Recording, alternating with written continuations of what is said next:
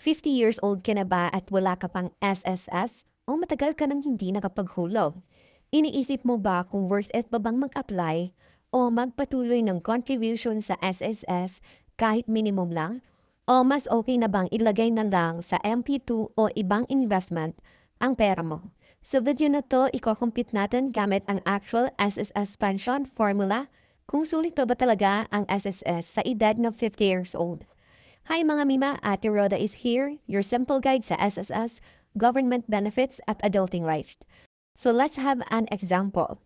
Si Member A ay new member at the age of 50 years old sa SSS at balak niyang mag-avail ng SSS para maka-avail ng SSS pension kahit minimum lang yung i-contribute niya. At dahil 50 years old na si Member A, kailangan niyang maka 120 months bago siya mag-retire para maka-avail ng SSS pension. So maghuhulog si Member A sa loob ng 10 taon. So start is 50 years old up to 60 years old. Magko-contribute na si Member A ng 750 monthly ng walang palya. So let's compute magkano ang total contributions ni Member A sa loob ng 10 years. Ang 1 year ay equivalent ng 12 months. At dahil maghuhulog tayo ng 10 years, so 12 months times 10 years equals 120 months. Ngayon, dahil naka-minimum contribution tayo, and let's say yung minimum contributions ay 750 pesos, so 750 pesos times 120 months, ang total contributions mo ay 90,000 pesos. At dahil dito, eligible na tayo sa retirement pension dahil mayroon na tayong 120 monthly contributions, which is ito yung requirement ng SSS. Ngayon, i-compute natin gamit ang SSS retirement pension formula. So, ang equivalent na monthly salary credit ng 750 pesos ay 5,000 pesos. So, yung credited years of service naman equals 10 years dahil 120 months divided by 12 equals 10 years. So, based sa formula number 1, ang total pension dito ay 1,300 pesos. Sa formula 2 naman is 40% ng ating average monthly salary credit, which is 5,000 pesos, equals 2,000 pesos. Sa formula 3 naman is dun tayo na belong sa 10 years. So, 1,200 pesos yung minimum pension natin. So, based sa tatlong formula na to, ang pinakamataas na result ay ang formula 2. Kaya ang estimated monthly pension natin ay nasa 2,000 pesos monthly. So, let's compute ilang years natin ma-ROI or mabawi yung binayad natin na contribution sa SSS. So, ang monthly pension natin ay 2,000 pesos. So, 2,000 pesos times 12 months equals 24,000 pesos. At dahil may 13-month pension din ang retirees, so, yung 24,000 natin, mag-additional tayo ng another 2,000 pesos. So, equals 26,000 pesos.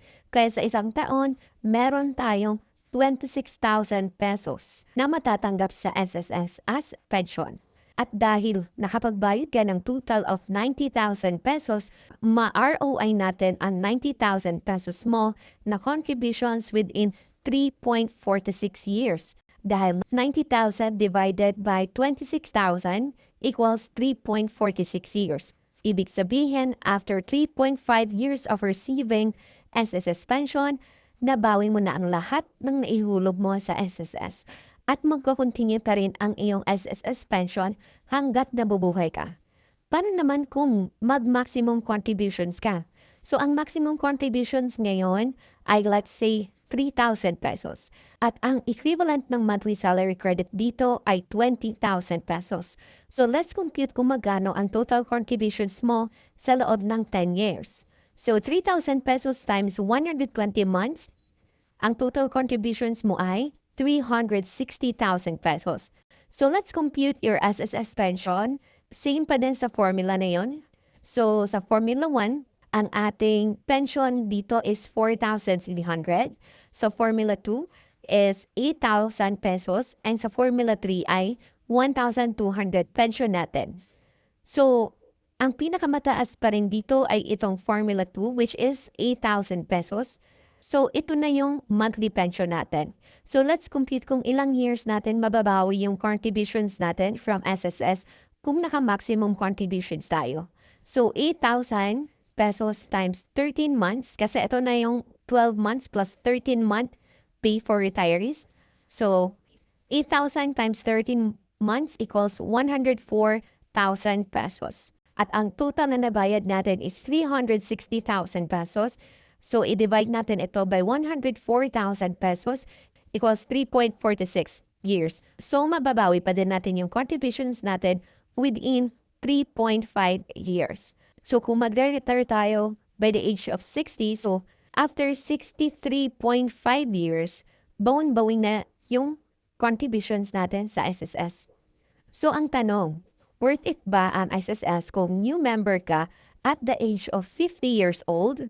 For me, worth it pa rin siya. Basta maabot mo yung minimum na 120 monthly contributions para maging eligible ka sa retirement pension.